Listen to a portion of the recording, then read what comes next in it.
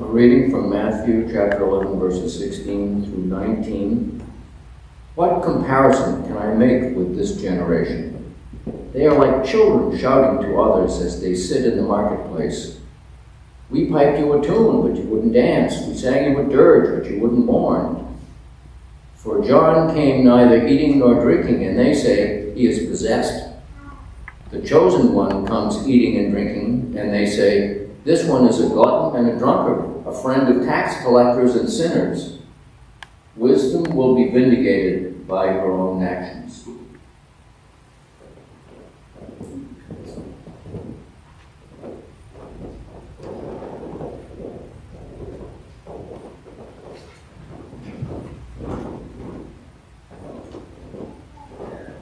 I no longer pray for peace by Anne Weems.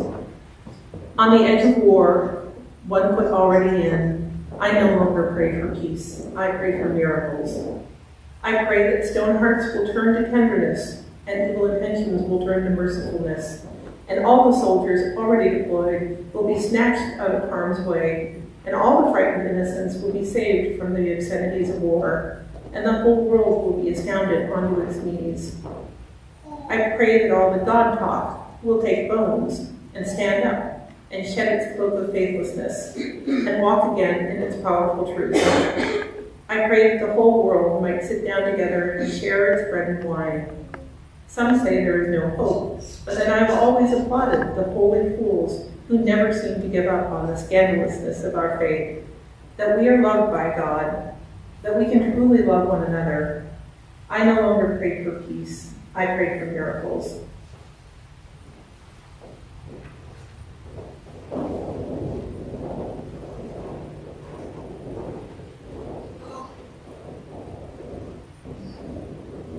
This reading comes from the Pickwick Papers by Charles Dickens.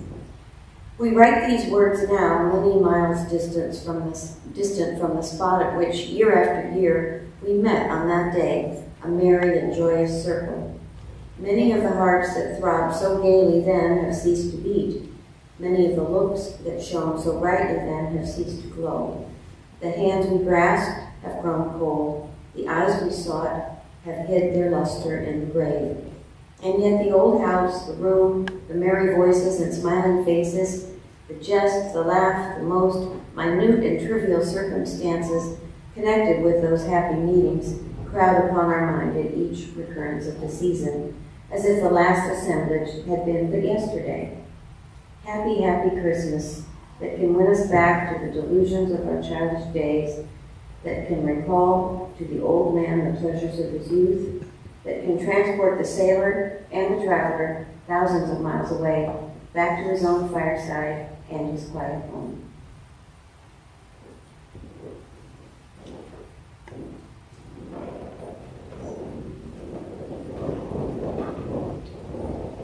Reading from Luke, chapter 1, 68 to 79. Blessed are you, the Most High God of Israel, for you have visited and redeemed your people.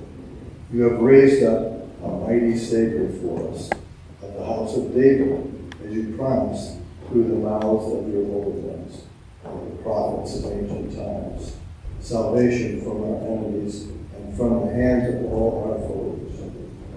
You have shown mercy to our ancestors by remembering the holy covenant you made with them, the oath you swore to Sarah and Abraham, granting that we, delivered from the hands of our enemies, might serve you without fear in holiness and justice, in your presence all our days. And you, my child, will be called the prophet of the Most High, for you will go out before our God to prepare the way for the promised one, giving the people the knowledge of salvation through forgiveness of their sins. Such is the tender mercy of our God, who from on high will bring the rising sun to visit us, to give light to those who live in darkness and the shadow of death, and to guide our feet into the way of peace.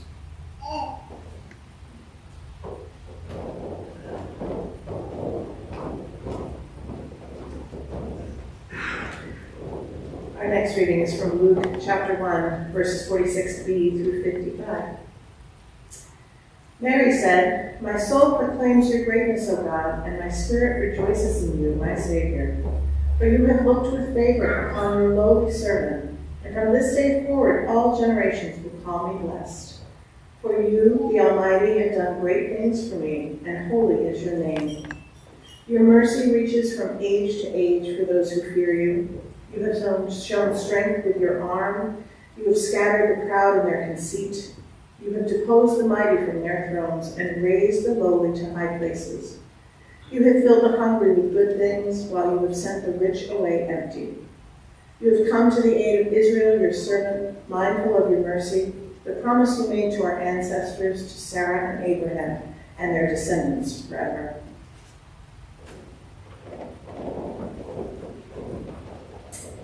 The Shortest Day by Susan Cooper.